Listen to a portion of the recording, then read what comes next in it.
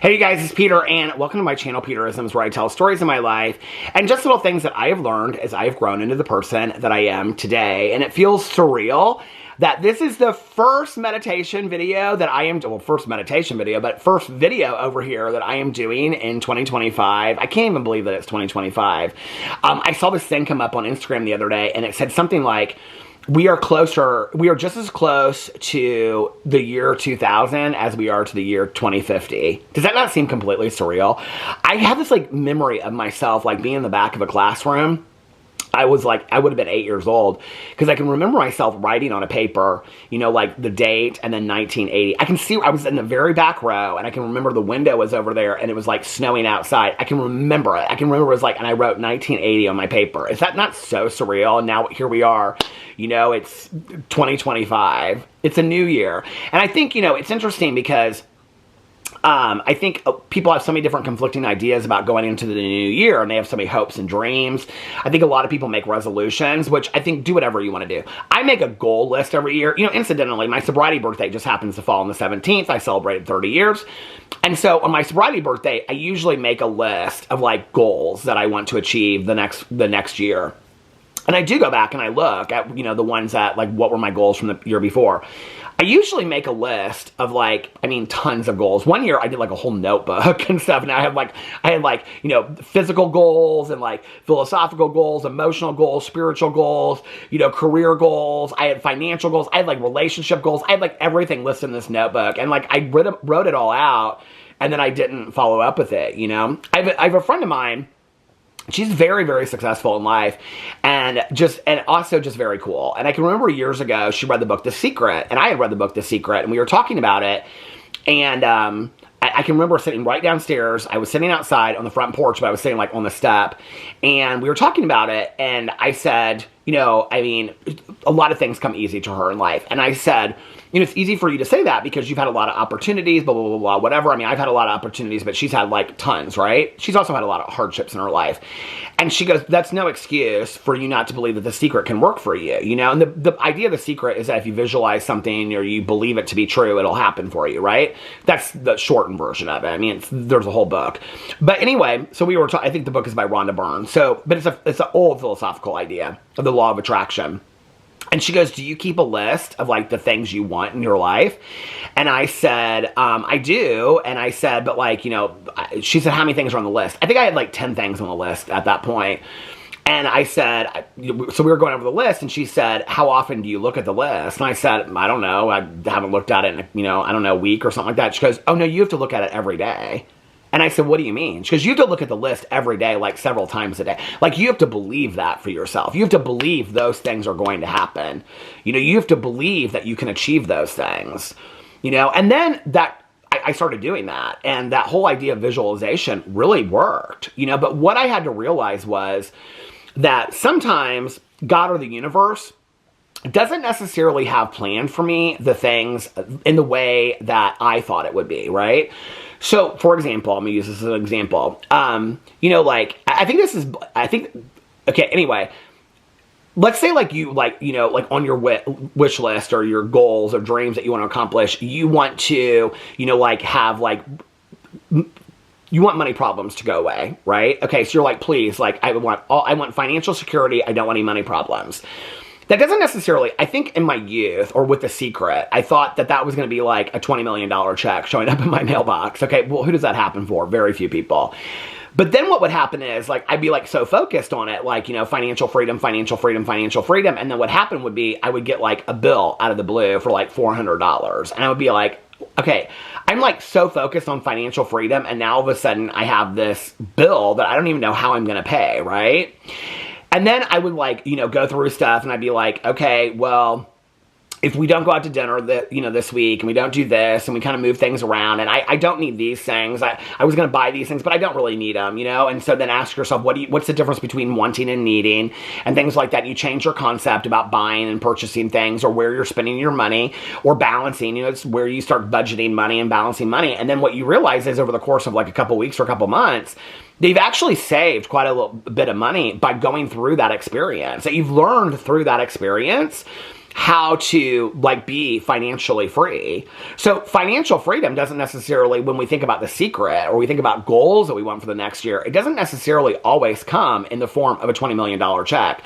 Sometimes it comes in the form of a lesson. We don't really like that typically. I don't typically like that in the form of a lesson. I just like the $20 million check. But that's not necessarily how it always works, you know? And I can remember it's like, the way I relate to it is, did you ever see the movie The Craft? Okay, and she's talking about like the main girl's talking about her witchy things that she has, and she's trying to explain it to them, and she says, you know, sometimes I'll pray for, or I'll wish for like a rainstorm, but a pipe will burst and flood the basement instead. I think that's kind of how like things are taught to me sometimes, you know, it's like, I like wish for financial security or financial freedom, and then all of a sudden I have a bill that I don't know how I'm going to pay. But that bill teaches me to budget my money better. It teaches me that I don't need to buy everything that I want, that there's a difference between wanting and needing. I can remember when I started doing that, Tanya and I would go to, my friend Tanya and I, we would go to Walmart and Meijer like 3 times a week. And I would literally go in there with like, I'm going to buy a candle or a stick of deodorant.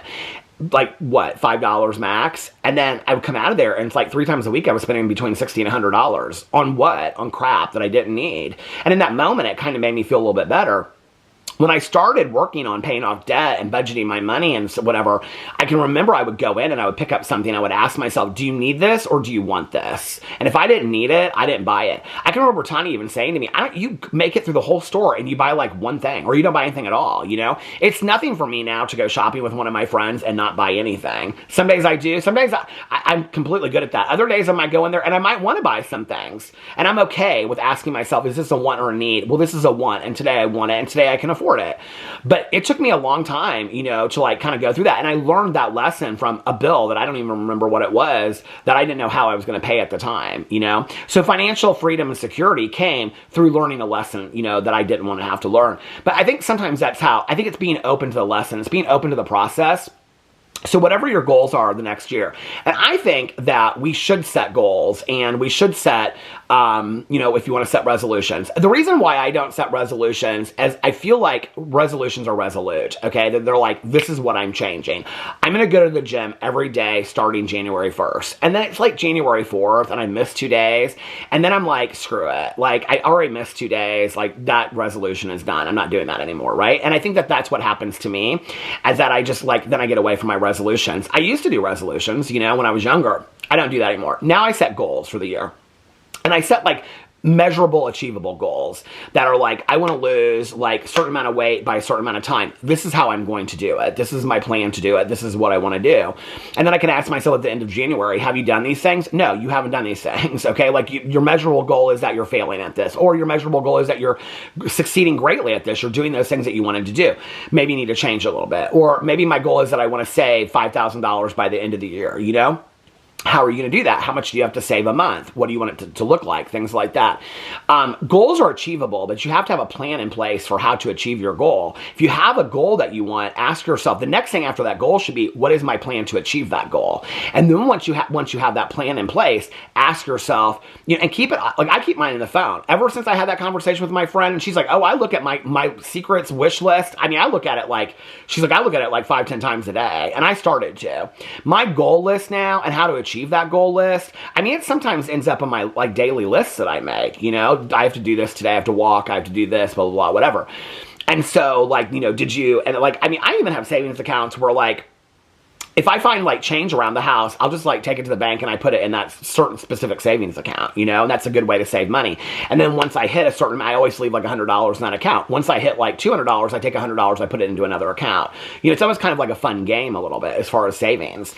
And so, you know, I have to look at what's the plan of action behind achieving that goal. I think for years I have all these goals, these dreams I want to accomplish, but not really any plan, you know? You know, years and years and years ago, 2014, I published a book, and how that all happened, like the whole story behind all that is like, you know, kind of a crazy story, but I can remember that I had, like, when the person came to me to write the book, I had 4 weeks to have the book done. I sat down, I reached out to several authors that I really loved at that time, and they were so helpful to me. I mean, I can remember reaching out to, like, several different authors, like Jay Bell, Ellen Hopkins, and they kind of just told me their writing process of how they outline or how they write organically and whatever, and I wrote this outline, and the outline turned into chapters, and then I was like, okay, I'm going to write so many chapters a night. 3.5 weeks, I think. I wrote the ending first, and then I started from the beginning and worked my way through to the end. And then in 3.5 weeks, I had a book. But I knew, I was like, each day I'm going to write like 3 chapters a day or something. It's not the greatest book in the world. It's not it's not the best story in the world. It's not the highest edited book in the world, but I'm proud that I wrote a book, you know? And so I achieved that goal. And the way that I achieved it was by having a plan. I think that's the one mistake I made for years and years and years was having these goals and not having a plan to achieve that goal. Like I had no plan in place. Like, what's your plan of action to achieve this goal? Today, when I go into having goals, and this year the other thing I did was, I think I only set like 4, 5, or 6 goals for, I could look in there, but I only set like 6, let's look and see. Hold on a second. Goals for, let me get out of this really quick. Okay, where are they at? Goals for 2025. 1, 2, 3, 4, 5. I have 5 goals for 2025.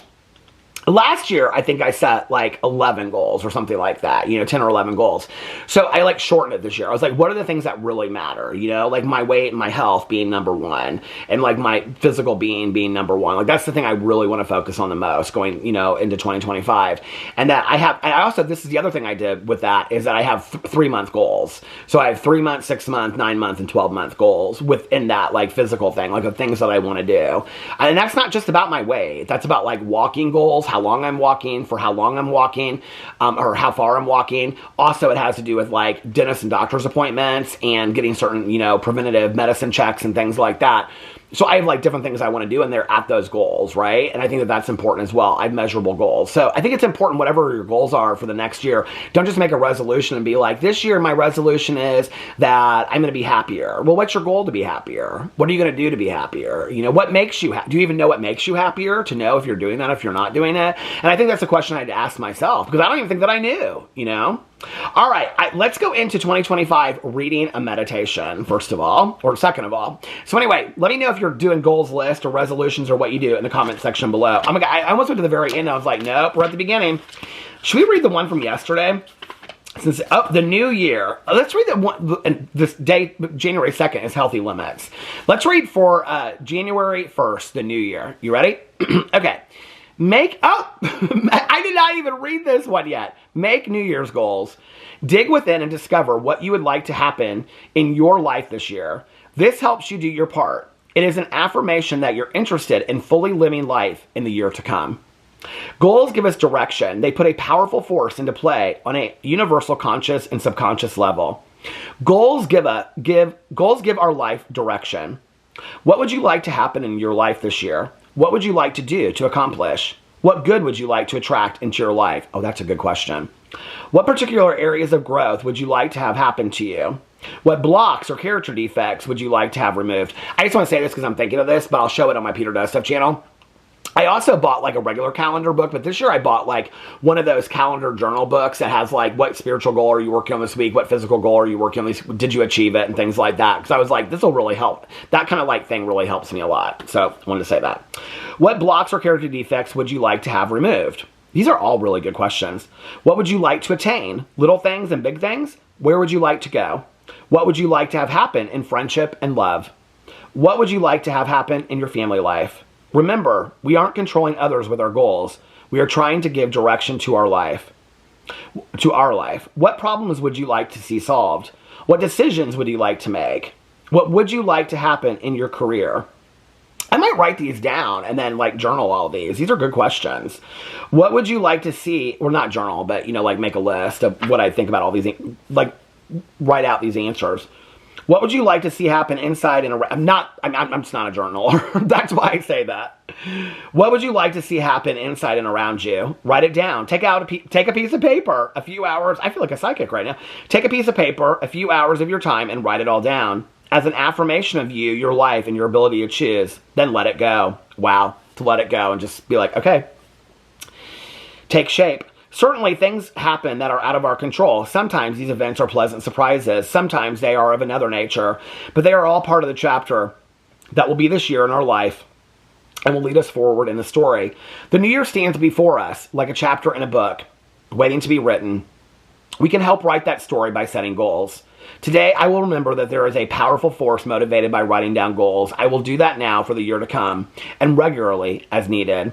I will do it not to control, but to do my part in living my life. Wow. Love that so much. So what are your goals? You don't have to share in the comment section below. You don't have to share. But are you making goals? Let me know in the comment section below. If you're not, rethink that. I love you guys. Happy New Year, and I will see you tomorrow. Bye.